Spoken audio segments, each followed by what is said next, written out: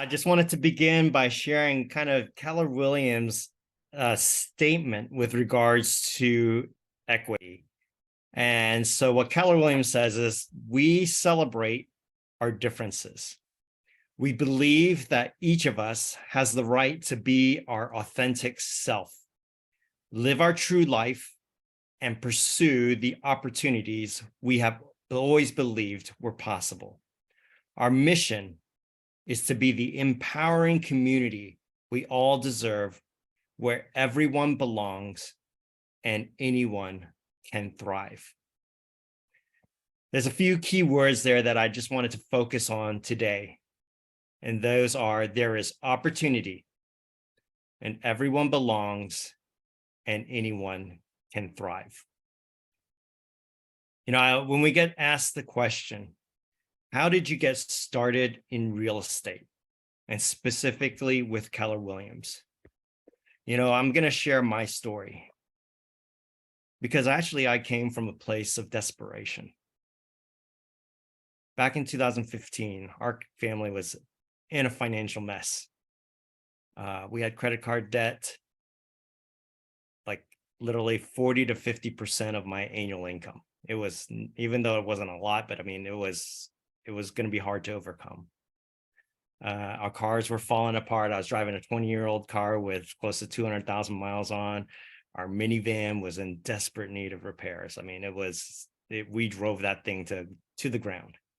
Our almost 20-year-old home, I mean, we needed so much work. Our HVAC was getting up to 20 years. I was getting really, really nervous about that thing. And we were 5 years away from my first kid going to college, right? First of three. And I was just like, oh my gosh, this is coming down the pike. I mean, how are we going to do this? And then I had some struggles internally because of that as well.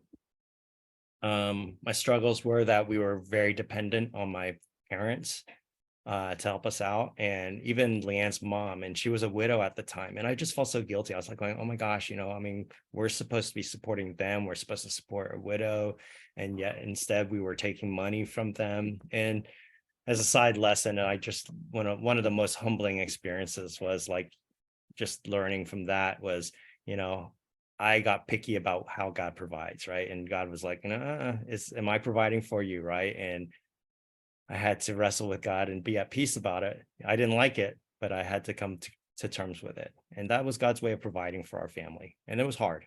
I felt like a failure because I couldn't get things for Leanne and for the kids.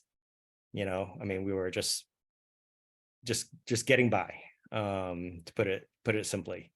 But there was also the tension of, we were single family income. And Leanne's always felt a calling to stay at home. So we were homeschooling the kids. And so part of the tension was, do I pull Leanne away from her calling? I mean, she gave me the blessing to pursue my calling, and to do that and pull her away from hers. I didn't feel like that was the right thing to do. And then the last struggle that I had, and this one was really hard, was there was actually resistance for me for picking up another job. And I felt a little bit of resentment and anger towards that, because I was like, hey, this is my family on the line, right? And so getting that pushback was like pushing back against my family's well-being. So that was really, really hard. But you know what? Again, that's the statement. There is opportunity. Everyone belongs, and anyone can thrive. And when God connected me with Teresa back in 2015, everything changed, because that opportunity opened up. I still remember the time I was literally at the airport at Mexico City and going to Mexico City. And Teresa was just like on me, like, hey, let's make a decision. Come on. And I was like, I got to decide before I go, because I didn't want it to be a distraction when I was out there. And so I was like, okay, I'm going to commit to DPR, and best decision I ever made. Because it changed everything. When it changed us financially. I mean, my first business planning clinic, I remember, my dream goal was 75,000, right? And at the time it was a big goal. I remember, I forgot who was sitting next to me. They had like a 6-figure goal. I was like, oh my gosh, they put $100,000. I'm like, man, that's huge. I would love to make that, and that was, I couldn't even dream that at that point in time. And now I'm earning more than I've ever had before. It's just, again, the opportunity was there. And it, we've been so blessed, and now we get to support others, others that have a financially. We're supporting a couple families in Japan. We're supporting a family in Ethiopia. We're supporting a family in Mexico City. And they're on the other side, like they are where we were, and we get to be able to help them out. And I'm just like, man, we're so blessed, and again, just the opportunity to be able to do that. The growth, who am I becoming? I had a horrible mindset about money. I mean, it just felt dirty. It felt, I was like, I don't deserve it, and I shouldn't, right? It's not the right thing to do. It felt unhealthy, and change my mindset about things, and I get the opportunity to learn so many different things about, like, the 12-week year and Working Geniuses and Bold. Man, I just have the amazing opportunity to be able to grow as a person. And I'm like, wow, I get to do that at this place. That's amazing. And I knew that coming into KW, one of the areas I desperately needed to grow in was my leadership. That was one area where I was just like, man, I didn't have that kind of training growing up. I just didn't have that going to school. And I knew that that was a gap in my life. And coming here, I get to be, I just had no idea that KW would be that platform.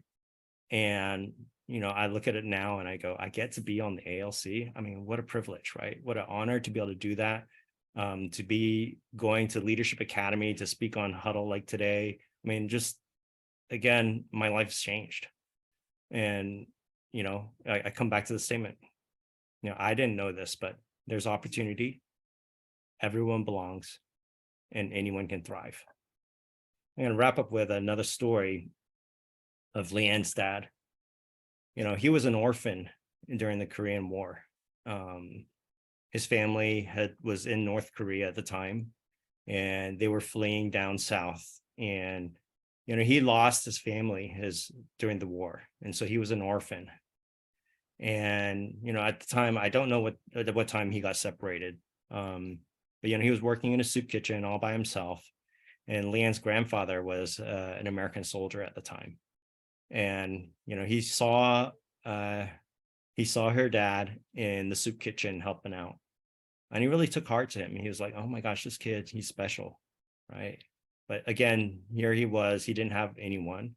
There was no hope for his future at that point in time.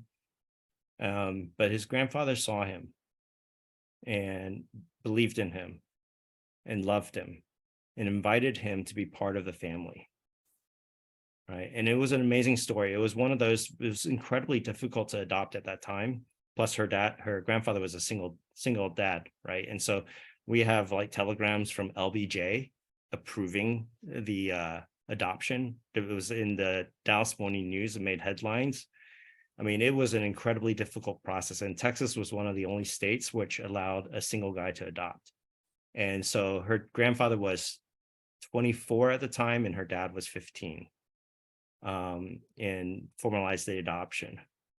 But it was simply an opportunity that came available for someone to change the course of his life, to change his legacy for Leanne, for her dad, just because of a decision and an opportunity, because he saw him and he believed in him and he took him in. And I look at that and say, I came from, I was a mess when I came into KW.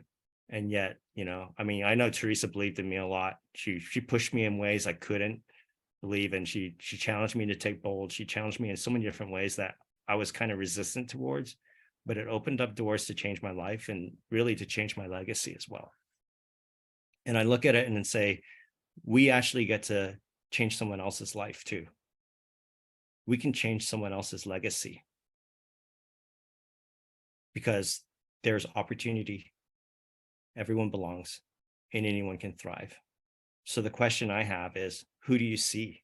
Kind of like Leanne's grandfather. Who do you see? Who do you believe in? Who are you loving by inviting them to be part of our DPR family? Because again, there's opportunity. Everyone belongs, and anyone can thrive. That's what I got.